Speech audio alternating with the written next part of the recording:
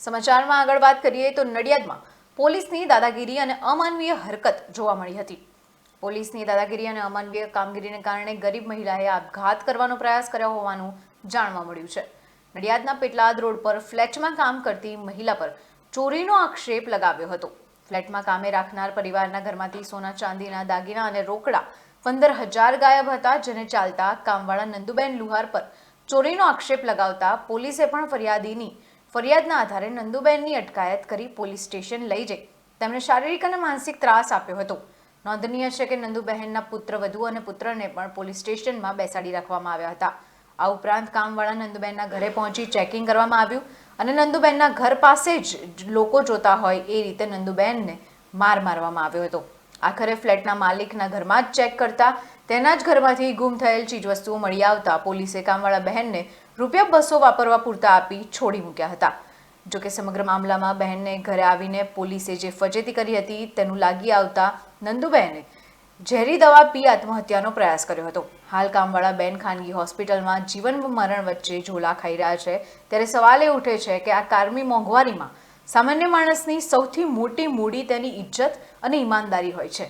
એવામાં જો આવા ખોટા આરોપો લાગે તો તેનાથી થયેલા એ વ્યક્તિના માનસિક અને સામાજિક માન સન્માનના ધોવાણનું શું?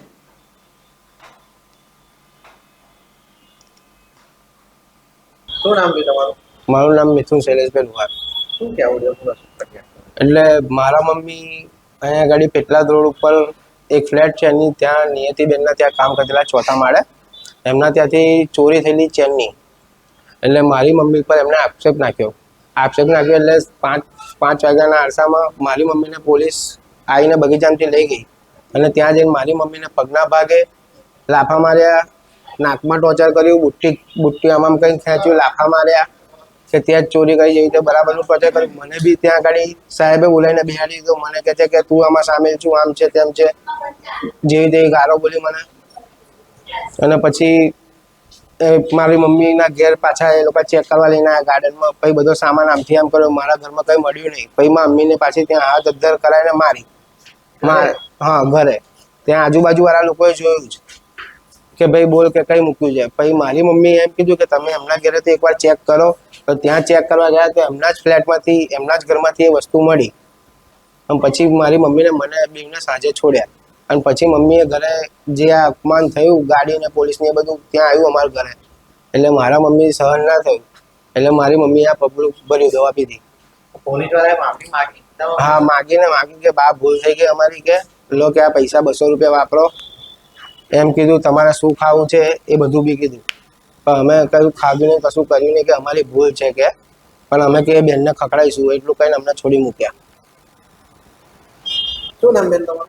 મારું નામ ટ્વિંકલ મિથુનભાઈ લુહાર। બેન શું ફરિયાદ તમારી? એટલે મારા સાસુ જ્યાં કામ કરે છે ત્યાંથી તેમના જે બંગલાવાળા છે એમણે આક્ષેપ મૂક્યો હતો મારા સાસુ પર કે ભાઈ આવી રીતે તમે મારા ઘરમાંથી સોનાની ચેન છે, બુટ્ટી છે, પ્લસ 15,000 રોકડા કેશ તમે લઈને ગયા છો, એવો આક્ષેપ મૂક્યો હતો। તેથી પછી મારા સાસુએ તો ના જ પાડી કે ભાઈ મેં નથી લીધું ને એમ છતાં પણ પછી તેમને કમ્પ્લેન કરી, અમારા ઘરે પોલીસ મોકલી, અમને પછી ટોર્ચરિંગ કર્યું। ત્યાંથી મારા સાસુને પોલીસ લઈ ગઈ, ત્યાં પોલીસ સ્ટેશનમાં પણ મારા સાસુને બહુ માર્યા, એમને પર ટોર્ચરિંગ કર્યું। ઉપરથી મને અને પણ મારા હસબન્ડને પણ ત્યાં બોલાવીને અંદર બેસાડી દીધા કે ભાઈ તમે નહીં સાચું બોલો તો અમે તમને મારીશું। એની સિવાય કે ભાઈ એમ કે તમને લોકોને અમે જેલમાં પૂરીને જ રહીશું એમ કે